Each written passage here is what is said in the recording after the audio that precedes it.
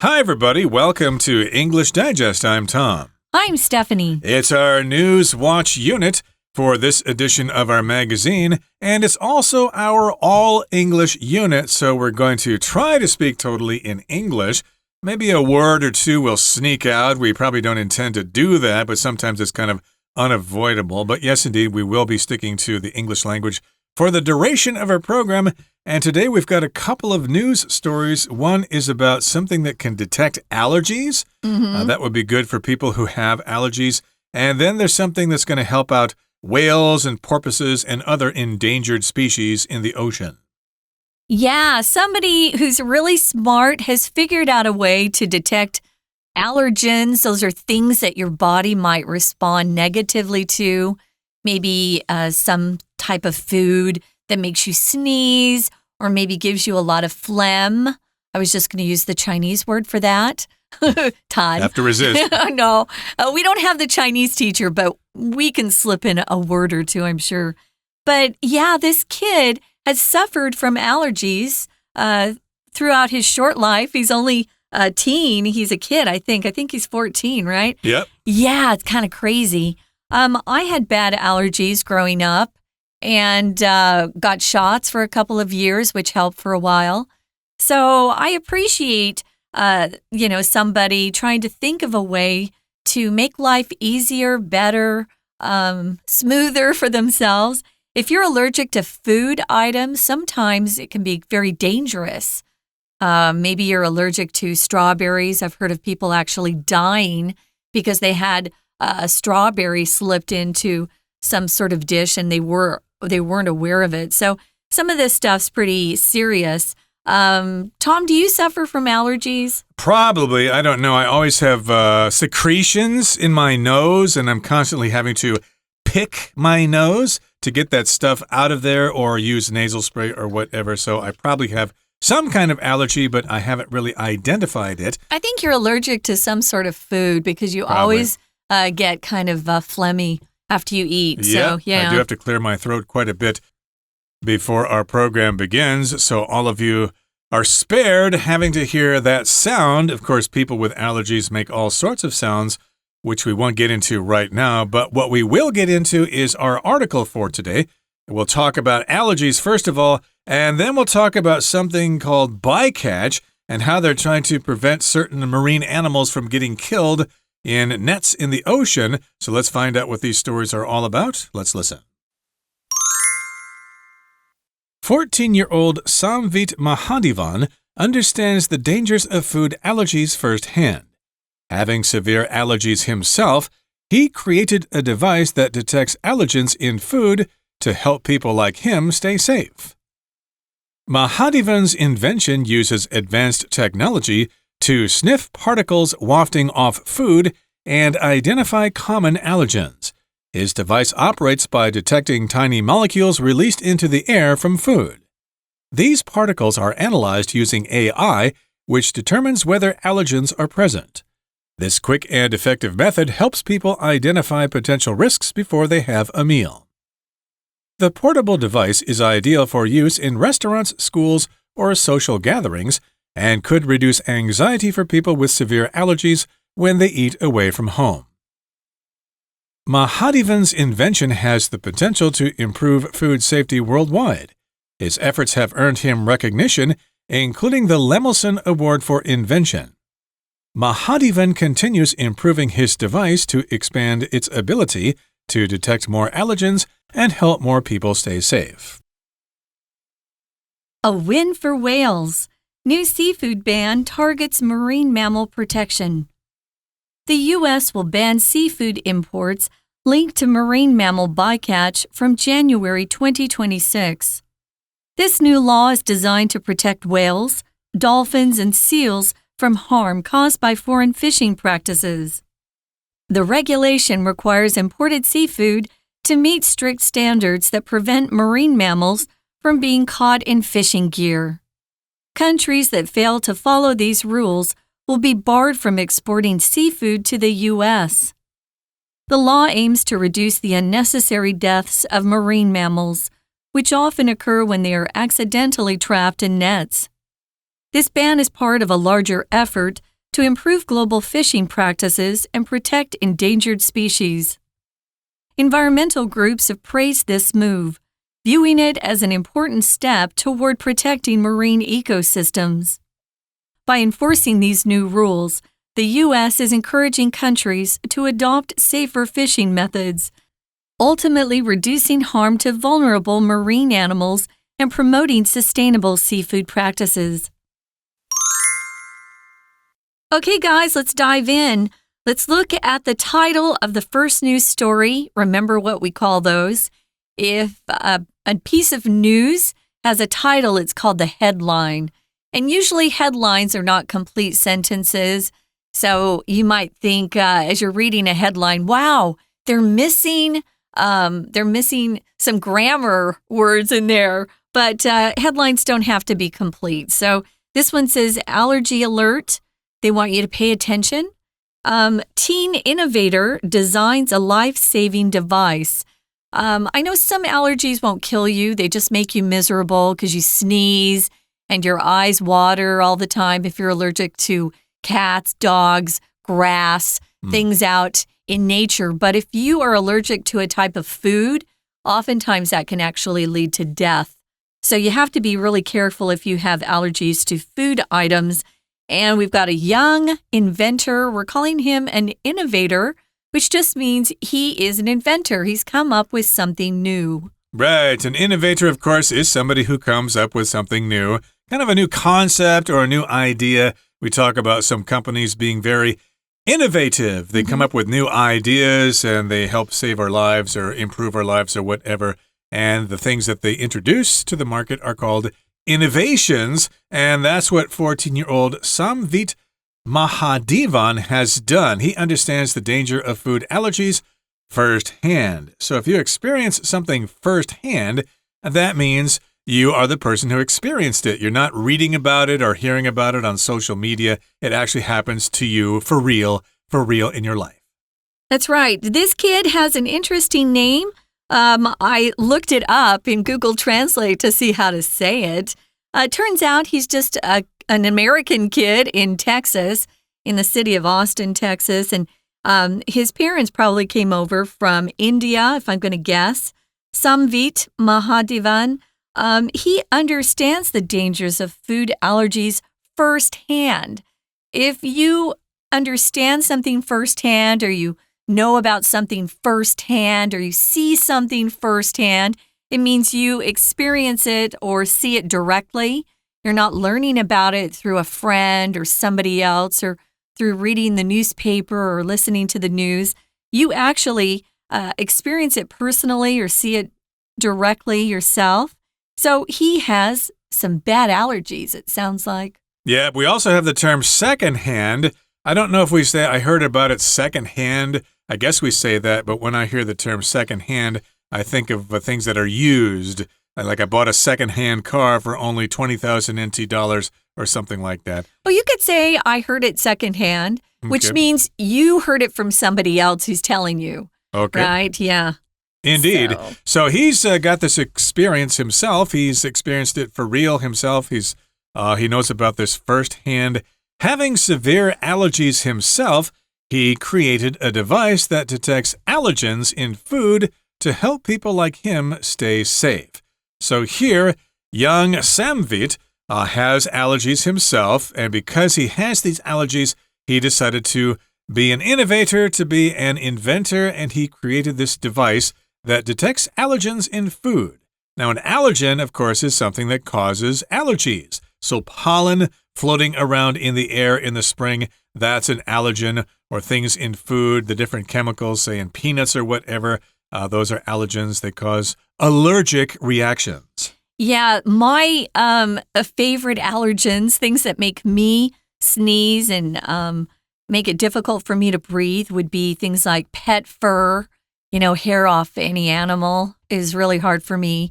Allergens could be triggers to your allergies. It could be irritants, even antigens. We refer to them as antigens sometimes. So these are things that drive people crazy, and sometimes if you have severe allergies, it can even kill you. So he's come up with some really interesting advanced technology. We used to say, we wish our TV could, emit smells. If you're watching a cooking show, you'd really love to be able to smell the food. Well, his piece of advanced technology sniffs particles, which is amazing to me. If you sniff, let me make the sound. It just means you breathe through your nose really quickly. You're trying to get the scent of something or the smell of something. So you sniff. Dogs love to sniff things if you've ever watched them. They have a great sense of smell. You probably know that.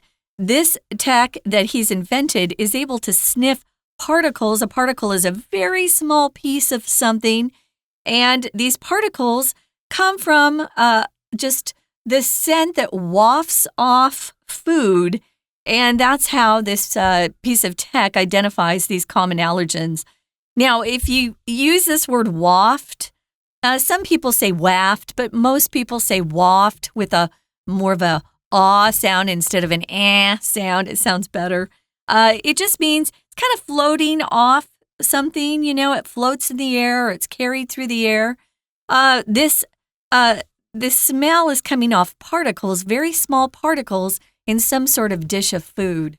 Yeah, there's a pleasant smell wafting in from the kitchen, for example. What's for dinner? Wow, that smells really good. And these are particles, things that are floating in the air. Of course, we've got atomic particles in the atom, like protons and neutrons and electrons and neutrinos and things like that.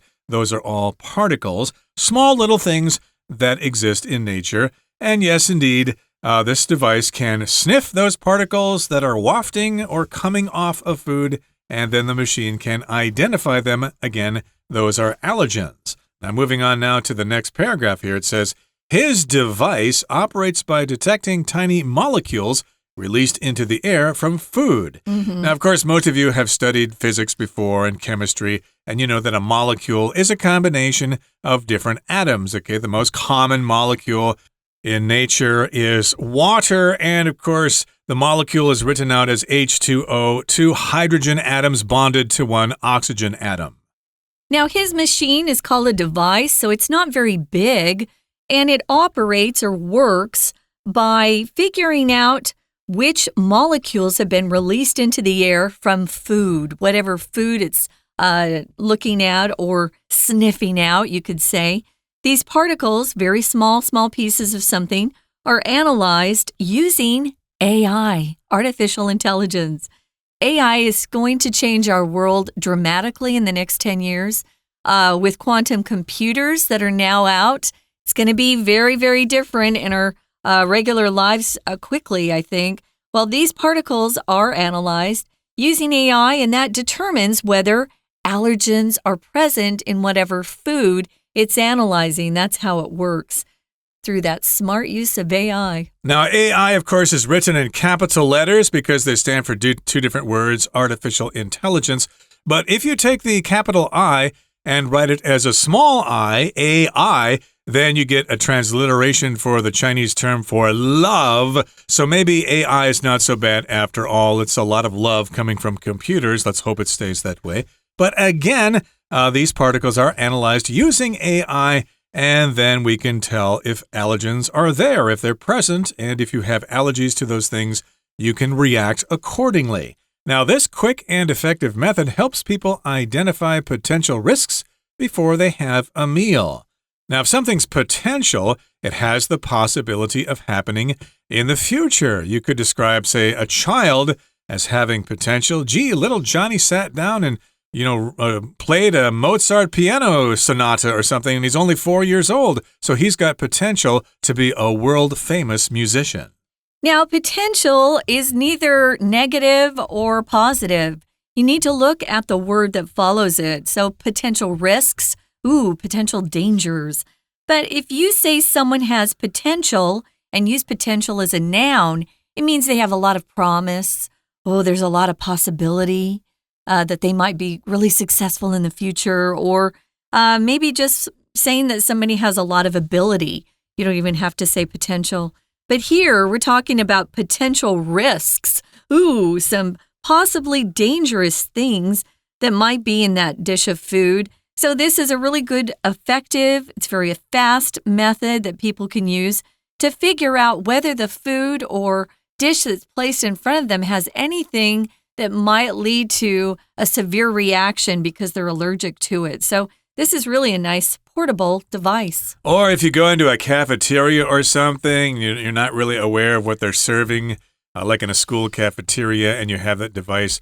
Some kids are allergic to peanuts, for example, and they may have a severe reaction to peanuts or the particles floating in the air. So it's a good device to have to know ahead of time if there are these allergens floating around in the air. Now, the portable device is ideal for use in restaurants, schools, or social gatherings and could reduce anxiety for people with severe allergies when they eat away from home.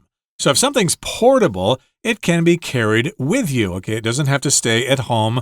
Back in the old days, if you wanted to listen to music at home on your CD player, you'd probably just have to leave it at home because it was too big to take with you. It needed to be plugged into the wall and connected to your stereo or whatever. What about the ghetto blasters? Yeah, those are portable, or the boom boxes, as they're also called. Yeah. I don't know if they're still around, but they are. They are in some way. People are using those Bluetooth speakers nowadays to carry their music around. I have those. You do. Yeah, most people do. It's quite convenient if you can get the Bluetooth to work. But in any case, yes, these are portable devices, or at least this is a portable device. You can carry it around with you. So that's very convenient if you're going into a restaurant, a school cafeteria, or a social gathering. Gathering here is when people get together, usually to socialize, to chat, to discuss something. To gather is the verb. Let's get together. Let's gather around the piano and play a song or something. And in this particular case, though, it's a gathering, and that's the noun form, and that just refers to when people get together like that. I wanted to mention we actually use get together and put those two words together with a hyphen in the middle, and it becomes a noun. We're going to have a get together this weekend. You want to come? So we'll often use that, and it is a noun. It's not a verb phrase. Although you can use it as a verb phrase, we're going to get together this weekend. We're going to have a get together. That's the noun form this weekend. We hope you can come. Right now, though, before we have any sort of gathering or get together, we're going to take a short break, listen not to our Chinese teacher, but perhaps to some nice music, and then we'll be back.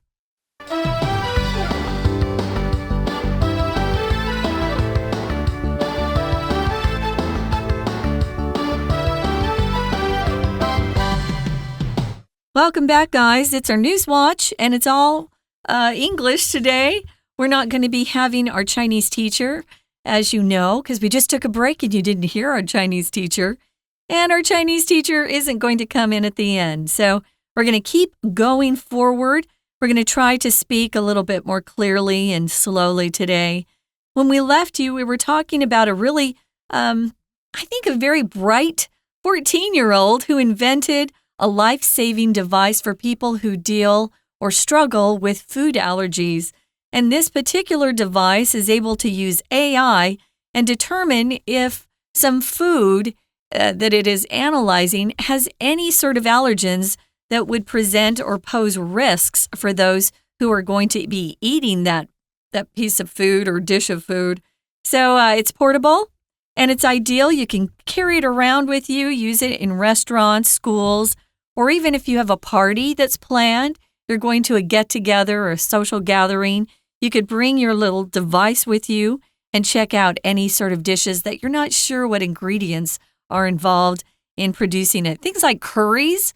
Curries, it's hard to tell what's in it. There's so many different spices, it's hard to figure that out. And sometimes if you're at a school and you're eating, maybe a cafeteria meal, perhaps there aren't nuts right in that meal, but there were nuts in the kitchen when it was being made, and maybe some peanut flavoring got into it. You never know. So this sort of device is pretty accurate. I read in the paper that it's between 94% and 97% accurate, which is pretty good.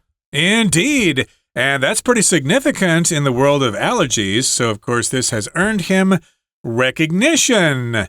That means people have recognized his invention. They have become aware of it and they think it's pretty significant. So, of course, they give awards for these sorts of things. So we have the Lemelson Award for Invention. Again, he has been recognized by them. He has been given an award by them. Yeah, the Lemelson Award is actually $10,000 US. Ooh. So here's a teenage boy who just got $10,000 US in cash, which is kind of fun, I must say. He probably worked on this invention for a while, so he deserves it. Mahadevan continues improving his device. He's not finished. He's going to keep toying with it, adjusting it, making it better and better as time goes on. He wants to expand its ability to detect even more allergens to help more people stay safe in the future, which is wonderful. Good for him. So if you have allergies, maybe someday this device will come to Taiwan. Who knows? They'll probably even manufacture it here. Yeah. Now, moving on to the next article, it says, a win for whales. Something good for whales in the oceans. New seafood ban targets marine mammal protection. Now, we've been hearing about whales for a long time. Whales, of course, are those big mammals in the sea. They're not fish. They are mammals. And, of course, they're swimming in the oceans. They've got those tails that go up and down. They spout water.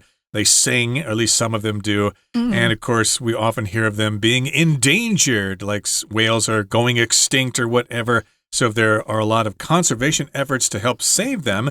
So we've got this new seafood ban that targets marine mammal protection.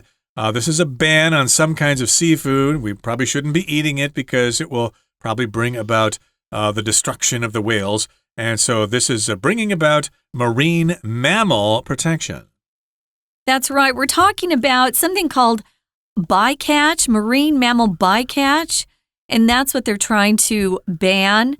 Any seafood that is linked or connected with bycatch is going to be banned from the U.S. starting in January of 2026. Bycatch is anything that is caught accidentally while you're hunting or fishing for something else. So it's sort of accidentally caught in the net when you're fishing for a particular animal.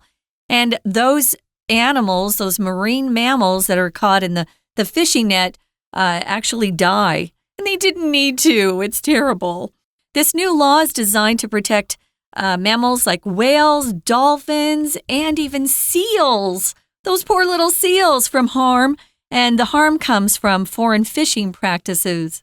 Right, so they probably use drift nets or whatever. They try to catch tuna, for example, and then these different creatures get caught in the nets and they die as a result.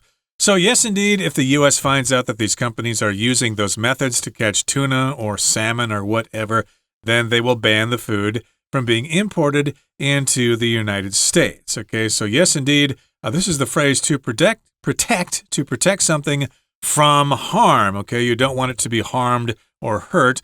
And so that's why we have this ban on seafood. Here in the next paragraph, it says, the regulation requires imported seafood to meet strict standards that prevent marine mammals from being caught in fishing gear. Gear could include those nets, but it could be other equipment as well. Fishing lines, lures, hooks, whatever. Those are all parts of fishing gear. Also sometimes called fishing tackle. If you go fishing, of course, you got a rod and a reel. And you've got a basket to keep your fish in. You've got a net to fish them out of the water. So those are examples of fishing gear or fishing tackle. And we've got this term regulation. That's when the government tries to control something. So, of course, the government controls like the railways here in Taiwan. I guess Taitia is regulated. Oh, I'm not supposed to speak Chinese. The Taiwan National Railways are regulated by the government. They're controlled by them. And this is a regulation or a law. It could also be some sort of rule or law that is from another organization. It doesn't have to be the government. Your school has regulations, right? Yeah, and you have to obey them. If you don't, you get into trouble. You might not be thrown into prison or jail. A regulation's not that serious, but you might have to pay a fine, some money. So countries that don't follow these rules, fail to follow these rules, they're going to be barred or banned from exporting seafood to the U.S. They won't be able to sell anything that they caught to the U.S. of A. The law aims, or its goal, is to reduce the unnecessary deaths of marine animals, especially those mammals we've been talking about, and it often occurs when they're accidentally caught or trapped in those nets we've been talking about. And, of course, whales and dolphins and porpoises are mammals. Those are animals that give live birth to their young, and they secrete milk for their babies. And so, of course, we want to protect them. We don't want them to be endangered. We don't want them to go extinct. And, indeed, sometimes these animals or mammals get caught in those nets when they're trying to catch fish out at sea. I wonder how the companies are going to know about the methods that they're using, okay? They don't have agents everywhere, so I'm sure lots of these fishing companies will figure out ways to get around this ban. I don't know. They might have spies who infiltrate or get into a company to see how they're fishing, and they might be ones that go back and tell governments or government officials, hey, I can tell you this company is doing this wrong. So that might be how they get banned or barred from exporting seafood to the U.S. Now, this ban is part of a larger effort to improve global fishing practices. So we're trying to improve global fishing practices around the world, and that is so that we can help protect endangered species. The ocean's getting kind of a dangerous place for our little marine animals to live. It's getting dirty. It's filled with plastic these days. People are dumping their trash into the ocean from different countries, which they shouldn't be doing, but it happens. If you're talking about an endangered species, you're talking about a group of living things that their numbers are becoming fewer and fewer, and maybe one day we won't have them on Earth anymore. So we need to be very careful and protect them so that they continue to survive. Right, so we've got lots of endangered species, different kinds of animals that might go extinct, and environmental groups have praised this move. They're happy about it. They view it as an important step toward protecting marine ecosystems. So the ecosystem, of course, is very important. It's a cycle, okay, when there's bigger fish eating smaller fish, and the bigger fish are eaten by bigger fish, and it goes in a circle. Everything's balanced out, and, of course, if these animals are endangered, then that balance is disturbed or it's disrupted, and that could affect us. It could result in expensive seafood prices at the restaurants, and that's that would be terrible here in Taiwan because people love seafood so much. So this, of course, should be of concern to the good people of Taiwan. And yes, indeed, we're talking about those marine ecosystems. The environmental groups do like this move. I think they're probably the ones who pushed it to be passed. Oh, I'm sure. Again, an ecosystem doesn't just mean the animals. It includes all the plants and just the whole living environment, and they kind of support each other and make life possible. One feeds something else, one eats something and then provides food for somebody else. It's all sort of this ecosystem working together. By enforcing these new rules that we're talking about, the U.S. is encouraging countries to adopt or start using safer fishing methods, ultimately reducing harm to vulnerable marine animals. They can encourage countries. They can't force countries. If you don't want to follow these rules, you just don't sell food to the American nation that's actually coming up with these new regulations. I guess you look for another market, which there are plenty of. There are lots of markets out there, that's true. Now, if you're talking about vulnerable, it just means something that's easily hurt or harmed, maybe physically or emotionally. We often talk about our elderly, our seniors being vulnerable, or small children. As adults, we're supposed to protect the most vulnerable. I think animals fall under this category as well. A lot of animals can't protect themselves from mean humans. We're supposed to protect anything that's vulnerable. That's our responsibility. If you're a pedestrian here in Taiwan, of course, you're vulnerable to being hit by a speeding scooter. My goodness, those scooters go so fast on the roads. I guess the speed limit means nothing here. But in any case, yes, you're vulnerable if you can be attacked or harmed very easily. And yes, indeed, we do want to reduce the harm to those vulnerable marine animals and keep them around for a long time. And then we want to promote sustainable seafood practices. If something's sustainable, that means the ecosystem can continue on into the future without interruption. That's right. So here are two of our biggest stories that we wanted to focus on this month. Again, a really smart, innovating teenager has designed a life-saving device which can sniff out allergens that could probably not only hurt people, but maybe lead to death. So you want to check that out if you have any food allergies in particular. And then we've got the win for whales, a new seafood ban that is going to help protect these vulnerable marine mammals in particular from being caught in fishing nets. Well, I don't know about you, Stephanie, but this talk about seafood makes me want to go down to a seafood restaurant and see if they serve whale steaks. I bet they're pretty tasty. Ooh. Of course, I'm just joking. Yuck. But yeah, indeed, the seafood does sound good at this particular moment. Okay, that brings us to the end of our discussion for today. And we don't have a Chinese teacher. The Chinese teacher has the day off, so we'll say farewell right now. Thanks for joining us, and have a good day. From all of us here at English Digest, I'm Tom. I'm Stephanie. Goodbye. Bye.